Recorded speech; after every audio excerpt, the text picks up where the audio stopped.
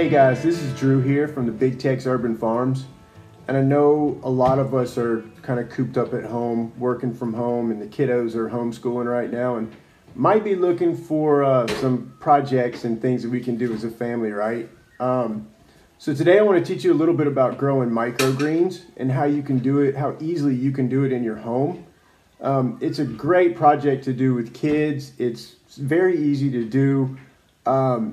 They're really fun to watch them grow, and best of all, they're super nutrient dense, they're beautiful to look at, and they're also really flavorful. They call these, these are one of the superfoods, and I think this is the best of all of them because they have so much nutrition in such a tiny package. So if you're not really familiar with what microgreens are, it's basically just an immature version of a full-size vegetable. And the way you grow them, you're going to sow the seed super dense, germinate the seed, and grow it out for usually only about 7 to 10 days. And then you harvest them, and then they're ready to be consumed at that point. And like I say, at that stage of growth, they're just packed, super packed with micronutrients and everything that there's a ton of good research out there. If you're interested in learning more about the health benefits of eating these things, just jump on Google and do a search for them. So let's get growing, guys. Let me show you just a couple of different really easy ways that you could do this inside your home. So check this out. So this is just the bottom half of a snap lid storage container that I know we probably all have like 400 of laying around in our kitchen somewhere, right? So I'm just using this one here today. It's been filled up with potting soil. Doesn't need to be anything fancy. Whatever kind of soil you can get will work just fine. And I've already pre-moistened this, okay?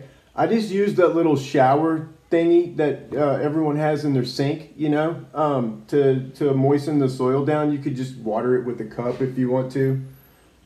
Next, you're going to need to plant the seed. So when I'm growing these at my greenhouse at the Big Tex Urban Farms, I like very carefully measure and weigh out the seeds. But at home, there's really no need to do that. I'm just filling up a cup here, right? And then you're just going to evenly distribute a thin layer of seeds across the soil surface. You want them to, use a fair amount. You want them to be touching almost. A very thin, even layer. There, that looks pretty good right there. Then you want to add water to them. This is the best way to do this so you don't mess the seeds up and don't get water all over your house. Just use a little spray bottle. Again, you could do it with a cup. There you go. Just adds enough moisture to get these seeds germinating. Then we're going to cover this over with a paper towel. By the way, these are radish microgreens. I'll talk a little bit more about the different varieties. That's what we're growing here today. So we're going to cover this whole dude over with a paper towel. And then one more time, we're going to give it a spritz.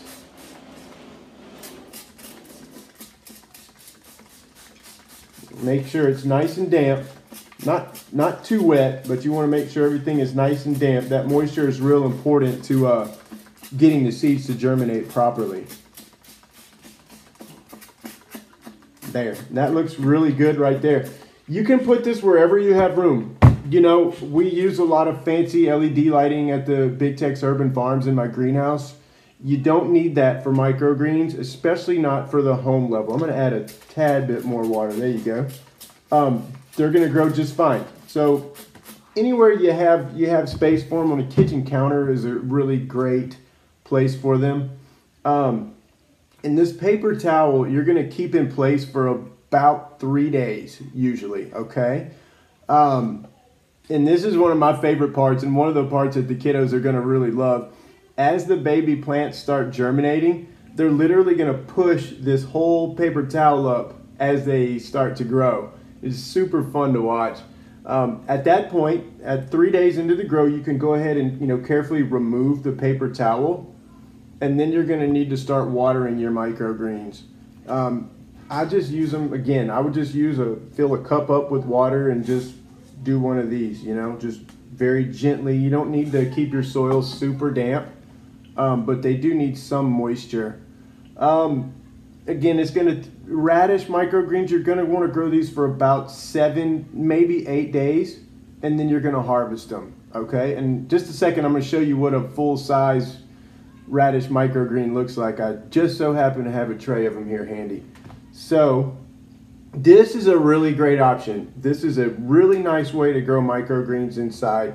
There's no drainage holes in this. You don't need them in this case. I know that's normally kind of a plant no-no, but with microgreens, that's fine. And so you're not getting water all over the place. It's just really handy. And you're gonna get a fair amount in a snap lid container of this size. Even something like this, you're gonna get a fair amount of microgreens out of them. So if you wanted to do something a little bit more fancy and maybe a little bit more attractive, that you could even use as a centerpiece, check this out. Look at this little setup right here, man. This is just a glazed decorative pot full of potting soil. Again, I've pre-moistened the soil inside of this. And now it's just sitting on top of a drip pan, okay? So, very similar process to how we did with the first way, but this time I'm gonna go ahead and plant my seeds, right? Same thing.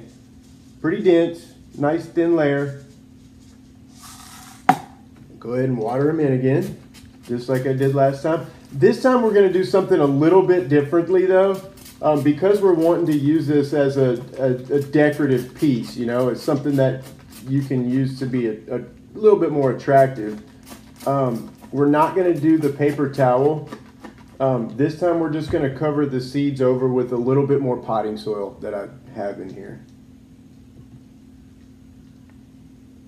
All right. That works just as well. And then again, one last time, we're gonna go ahead and water them in. There we go, easy enough. So again, in about 7 days, you're gonna have a full-size tray. Let me show you what that looks like. Don't go anywhere. Boom, look at this. This is obviously a little different container. This is what was called a 10-20 tray. And in another video, I'd like to show you how we grow these. This is how we grow them at my greenhouse at the Big Tex Urban Farms. But look, these are just beautiful, aren't they? Great. Again, this is a radish microgreen. There's a ton of different varieties out there, but last but not least, I want to tell you which ones that I think you should start with as a beginner. There's 3 of them. There's this, radish. Then there's also pea shoots, which are really delicious and really easy to grow.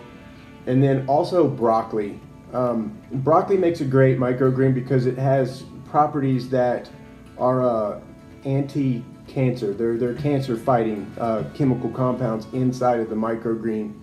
And they're also a very mild flavor. So the pea shoots are kind of the sweet. The broccoli is just sort of a neutral, kind of a mild. And the radish definitely has some spice. So if you like things a little bit more on the spicy side, go with something like a radish. We're gonna come out with some more information about these, maybe even some recipe ideas. You can do them on anything. I add them to sandwiches, wraps, soups, stews. I even use them on my salads every night. Again, this is just a really fun, really down and dirty project idea that you could do with the entire family.